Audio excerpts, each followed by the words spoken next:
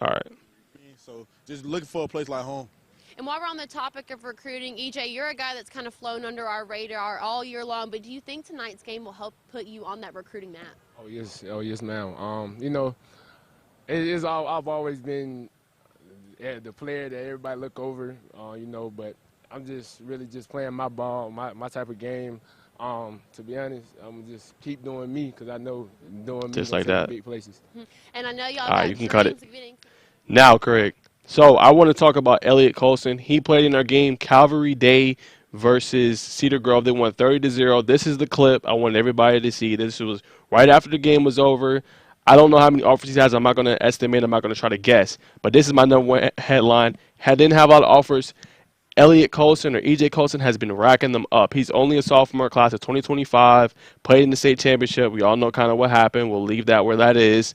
But I want you to see, and Craig's going to bring the screen up, all the offers that he has now. I mean, look at this, guys.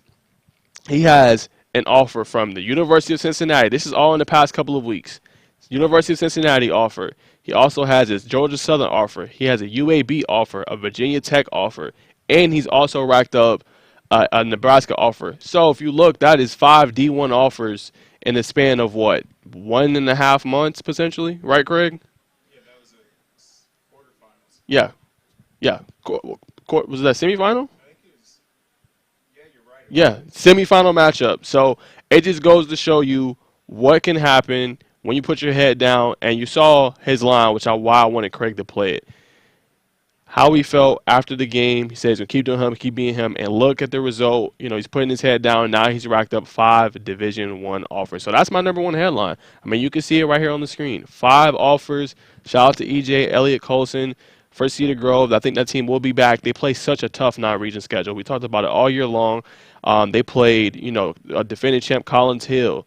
They played, I think, Colquitt. They played Buford. You know, they played these top tier teams. I think they played Mill Creek. They played these top tier teams all year long, and just to get ready for their championship run, a 3A school, a smaller school. So, hey, that's my number one right there. Definitely wanted to show this. Colson also won Born to Compete Quarterback of the Year, and he also won Offensive Player of the Year for his region. Also plays basketball as well. So it's a guy that does it all. And, man, I wanted to give him some praise and shout him out. And that's my number one headline for the week. Going to number two, sophomore quarterback Luke Nickel picks up an offer from Cincinnati. Major offer for him. I think he also recently just picked up a Penn State offer. So that is number two on my list. Luke Nickel continues to pick up the D1 offers. That was the sophomore quarterback for the Milton Eagles, a team that made it all the way to the semifinals. They just faced the Buzzsaw in Mill Creek. So that's another name to keep your eye on. Number three is going to actually be Newton. Newton picked up a big region victory against an undefeated Grayson that in the region, 54-43 on Tuesday night. Newton continues to get the major victories. They are right now there for that number one seed in the region, so keep your eye out for them. They are playing well. And then also for Newton, Stephon Castle was named McDonald's All-American. That's the number 4 on my headlines. Guy that's had a great season. He can really handle the ball well. Great combo guard. He is going to UConn, so he will keep the honor of playing in the game. So that is awesome for him. He is the number 10, I think, recruit in the country. So I definitely want to see him before he leaves high school and see how, you know, good he is. I know he's good, but I've never seen him in person. So I would just love to go out to a game and see him play. I've heard nothing but great things. And then number 5, Isaiah Collier. Also named this past week to McDonald's All-American. He is number 5 on my list. Again, another great, spectacular player. He is a USC signee from what I've heard, and he's continued to play well. And he will also be playing the game in Houston, Texas in March, I think March 28th. So shout out to Isaiah Collier, another player that's had a phenomenal season and a great career. Then number 6, this is a guy I had to bring up. So, De'Avion Thomas, who I told you about with McDonough. Guy's a stud. That guy doesn't get mentioned enough. Underrated and overlooked.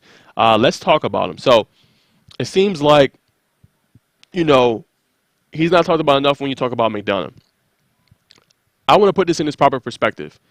When he was a junior, which was last year, this was his first year playing varsity basketball, and he was an all-state player his first year playing varsity basketball, and he started.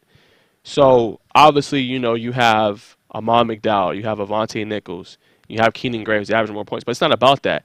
I seen this guy in person. He had 19 points against a really good Pace Academy team that continued to switch coverages. They had zone, 3-2 zone. They had full court press. They had some traps in there, but he continued to push the basketball. He's able to get his own shot off. He's able to hit deep, knock down deep three pointers. He is a great player. I mean, I don't know why he's not talked about more, So he is one of those players, underrated, overlooked, but I mean, the guy can ball. You got to keep your eye out for him. He is going to be, I think, pivotal in their state championship run, along with the other three, along with McDowell, along with Avante Nichols, and along with Keenan Gray. But this guy can ball. More scouts, more coaches need to, reach out to him because he's a player that can play, and he has a nice, calm, smooth demeanor. I mean, it doesn't never gets rattled. He can get it in the cup, drive to the bucket. It's a guy that's dangerous. So, I mean, watch out for him. Like I said, he's a guy that's not talked about enough. He is on my headlines for this week. Number 6 had another great game this past week, also in their win. So I had to mention him. And then number 7, my fellow colleague Craig mentioned him, Eric Godfrey. I mean, he's such an exceptional coach.